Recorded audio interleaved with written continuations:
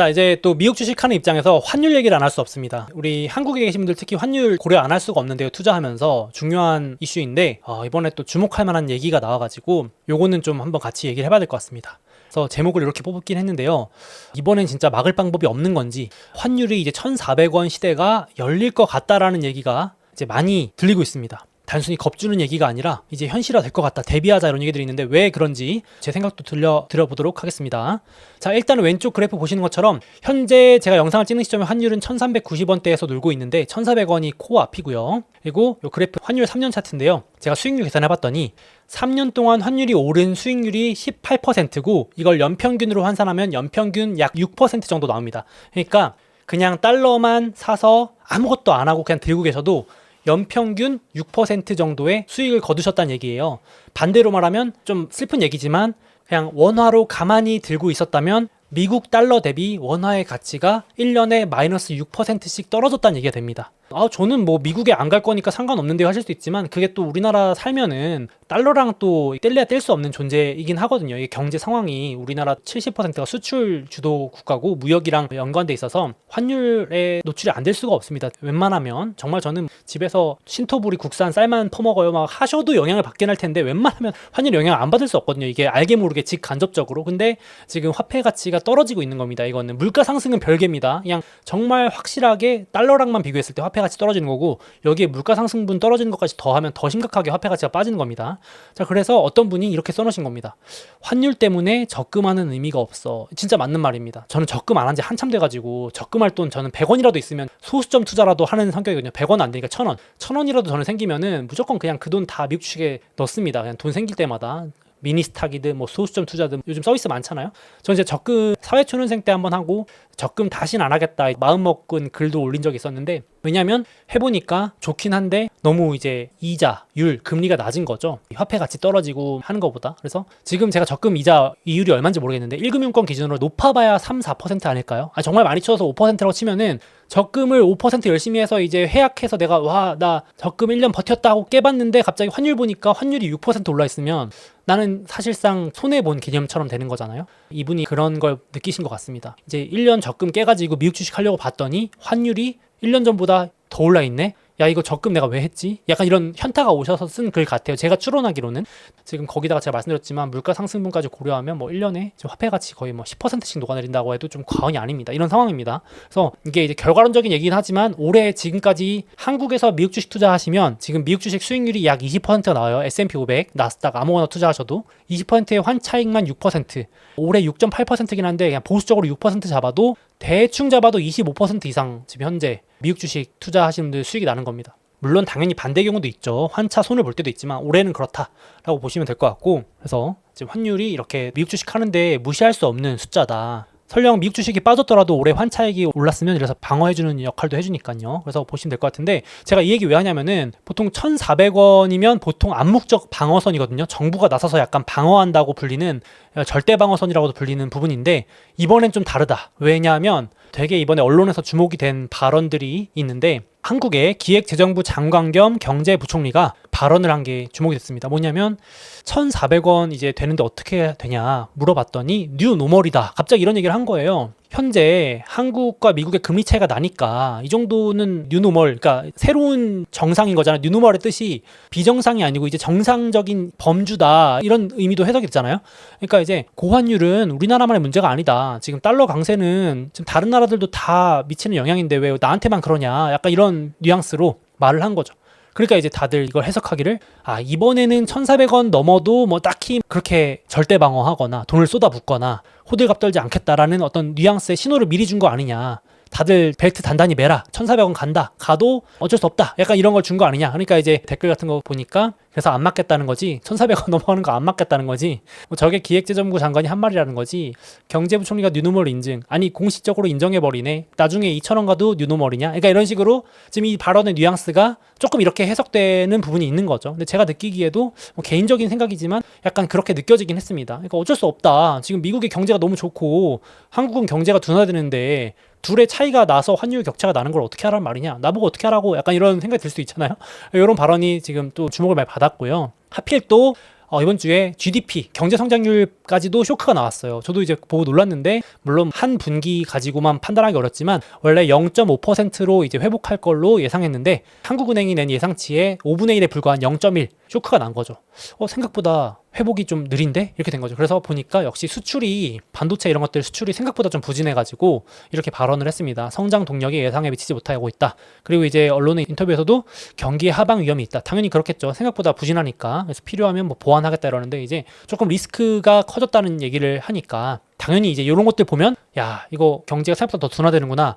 그럼 이제 외국인들 자금이 빠져나가거나 들어오려던 자금이 멈칫하면서 환율이 올라갈 수 있는 요인이 되겠죠. 이런 것들도 영향을 미쳤을 것 같고, 그리고 이제 한국은행 총재님도 이런 발언을 합니다. 경제 쇼크 나온 거 보면서 성장률 다시 검토해야 된다. 야, 이거 되게 큰 거죠. 한국은행이 경제성장률 전망치 내는데, 그리고 그거 기반으로 어떻게 보면 금리 결정도 하는 거거든요. 통화정책 금리 인하할지 말지 언제 할지 이런 걸 결정하는 부분도 있는데 지금 확실히 수출이 쭈쭈 꺾입니다.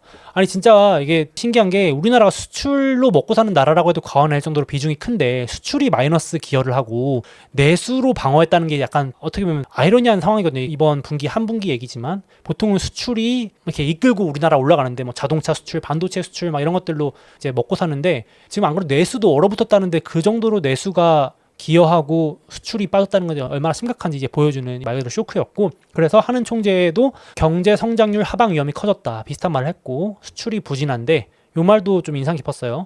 우리가 과연 IT 사이클, 뭐 반도체 이런 거에 올바른 시각을 가지고 있는지 재검토가 필요하다. 그러니까 반도체 수출도 약간 주춤하니까 안 좋으니까 야, 이거 반도체 사이클 좋은 거 맞아? 이거 꺾이는 거 아니야? 이러면서 약간 당황하는 거죠.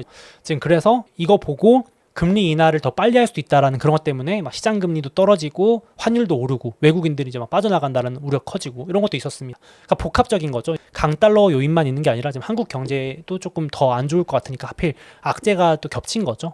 그래서 지금 보시면 또 심리적으로도 안 좋은 게 한국의 또 대표 기업이자 대장주 중 하나인 삼성전자가 저도 이거 장표 만들면서 깜짝 놀랐는데 제가 지난주에 소개해드릴 때보다 더 빠졌더라고요. 올해 수익률이거든요. 올해 이렇게 있다가 최근에 뭐 삼성전자 주가 이거 보시면 장난 아닙니다. 마이너스 34.1%, 고점 대비가 아니고 그냥 올해 수익률이 34.1% 빠지고요. 근데 그 경쟁사 하이닉스는 잘만 나갑니다. 31% 플러스. 둘의 격차가 수익률이 60%가 납니다. 이렇게 가지고 하필 또 대표 반도체 기업이기도 한, 또 그리고 우리나라 시총 1등 기업이 또 주가가 부진하니까 투자자분들도 심리도 아무래도 안 좋을 거 아니에요. 아무래도 대장주가 부진한 거랑 그래도 잘 버티는 거랑 좀 다른데 이러니까 야, 뭐 문제 있는 거 아니야 이런 우려도 좀 있는 것 같고, 그래서 이런 얘기 나옵니다. 막 이게 우스갯소리인데 나는 솔로 보면서 삼성이 망할 줄 알았음. 삼성전자 형들 나는 솔로에 많이 나옴. 한참 일할 때인데 연애에만 관심이 있음. 반면 나는 솔로에 하이닉스 형들 나온 거 못 봄. 하이닉스 형들은 회사와 결혼함. 인정?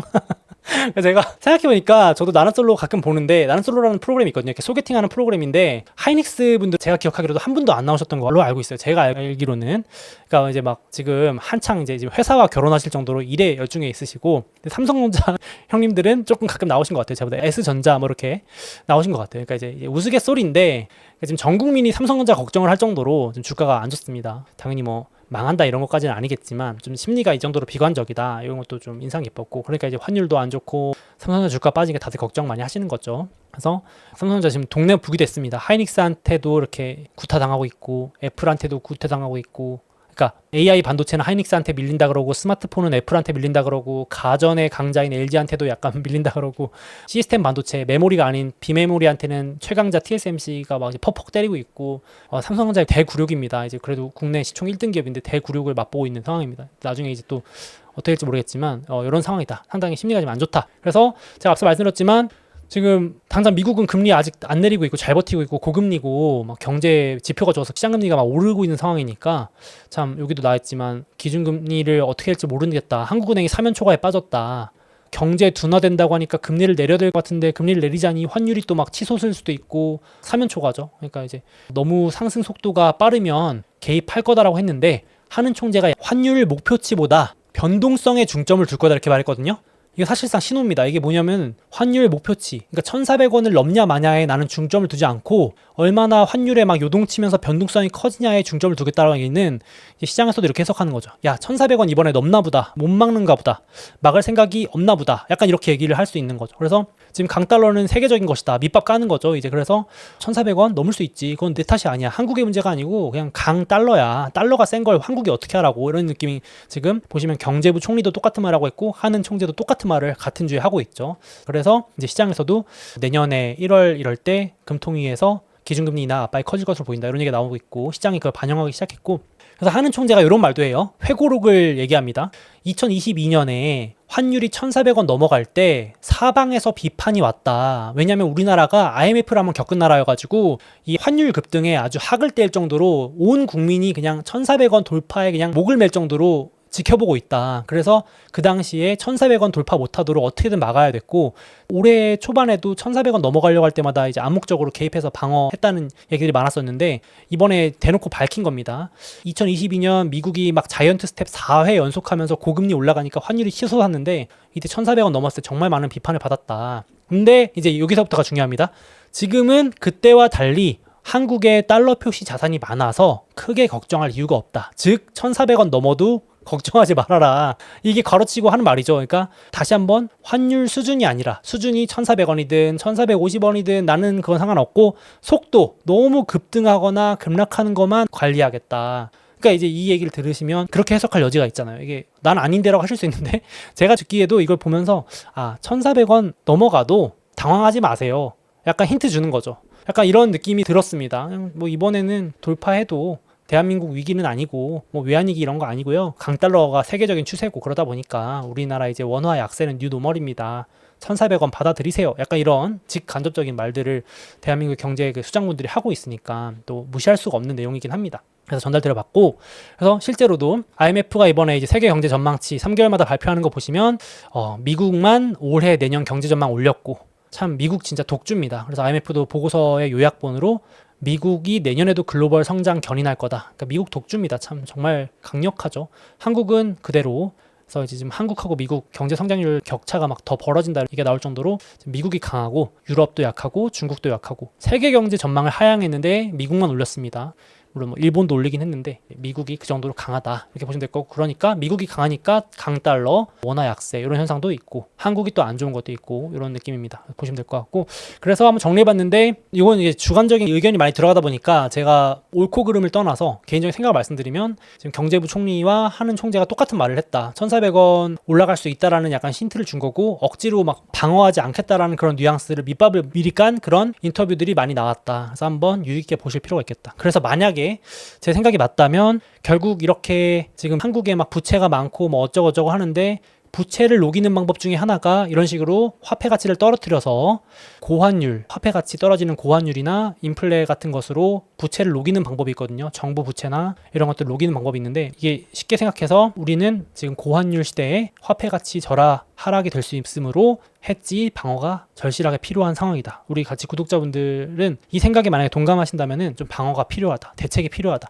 가장 대표적으로 할 수 있는 건 당연히 적금이 아니라 달러 표시 자산을 조금이라도 분할 매수하시는 게 좋고 추천은 아닙니다만 달러를 조금이라도 분할 매수하시는 것도 좋은 방법. 당연히 미국 주식도 달러 표시 자산입니다. 나는 미국 주식 이런 거 고평가 같다 싫다 하시면 당연히 뭐 금도 좋고요. 취향에 맞는 거 선택하시면 됩니다. 금, 은 이런 것들이 이제 화폐 가치 하락에 방어하는, 해지하는 수단이니까 나는 또 화끈하게 코인도 좋다. 코인주도 좋고 코인도 좋고 이건 개인 취향입니다. 정말 금, 은 이런 거 저는 몰빵하는 스타일이 아니어서 분산을 적당히 해놓고 있는데 지금 고환율 시대에 열심히 한국에서 돈 버시는 분들은 내 월급이 사실상 녹아내리고 있는 게 더 가속화되고 있다라고 느끼실 수 있기 때문에 저는 그렇게 생각하기 때문에 저도 만약에 한국에서 돈을 버는 게 있으면 열심히 저는 달러 표시 자산이나 이런 실물 자산들로 해지, 치환을 하려고 노력을 하고 있습니다. 그래서 좀 중요한 얘기인 것 같아가지고 허투루 들을 건 아닌 것 같아가지고 이거 꼭 참고하셔가지고 기사도 한번 읽어보셨으면 좋겠고 한국에서 특히 투자하시는 분들은 환율에 노출돼 있으신 분들은 결코 그냥 가볍게 지나갈 만한 얘기가 아닌 것 같다 좀 생각이 듭니다. 자, 다음으로 드디어 미국 금리 인하 사이클이 시작됐습니다. 제가 계산해보니까 무려 2년 6개월 만인데요. 2022년 3월부터 2024년 9월까지 이 금리 인상 사이클이었고, 이제 금리가 내려오기 시작하는, 여기 제가 이제 보여드린 그림에 따르면 요 구간, 금리 인하에 해당하는 구간인데요. 이제 아무래도 가장 우리 투자자 관점에서 궁금한 거는 금리 인하 이런 사이클에는 어떤 주식을 얼마만큼 사는 게 좋을까, 이런 것들이 궁금하실 것 같습니다. 그래서 그런 구독자분들이 가장 궁금해하실 만한 것들을 담아놓은 게 제가 올해 출시한 소몽의 미국 주식 마스터 클래스고요. 그리고 또 중간중간에 요즘 또 경기 둔화 우려, 중간중간 변동성도 커지는 구간인데, 이게 지금 증시가 조정을 받고 있는지 진짜 위기가 시작되는 건지, 뭐 이런 것들을 스스로 구분하고 싶을 때가 있으실 겁니다. 누구는 이렇다고 하고 누구는 저렇다고 하니까 지금 뭔가 진짜 시장 조짐이 좋지 않은가를 판별해주는, 제가 강력 추천드리는 위기 예언가 지표가 있습니다. 이런 것들을 소몽의 미국 주식 마스터 클래스에 넣어놨습니다. 그래서 본격적으로 시작되는 금리 인하 사이클과 또 중간중간에 찾아오는 조정장에서 스스로 이제 찐 위기인지 가짜 위기인지 판단할 수 있는 그런 노하우들을 제가 요 미국 주식 마스터 클래스에 담아놨으니까, 나는 이런 부분들을 제대로 공부해서 한번 투자해보고 싶다 하시는 분들은 제가 이 영상 더보기와 댓글에 링크 남겨놓을 테니까 한번 살펴보시면 좋을 것 같습니다. 그리고 마지막으로, 제가 미국 주식 투자를 10년 가까이 해오면서 구독자분들이 어떤 것들을 특히나 궁금해하시고 도움을 필요로 하시는지 잘 알고 있기 때문에 이 실전 투자에 꼭 필요한 내용 위주로 이 강의에 담았습니다. 그래서 이 영상의 더보기 댓글 링크 참고하셔서 한번 살펴보시면 투자에 도움이 되시지 않을까 생각합니다.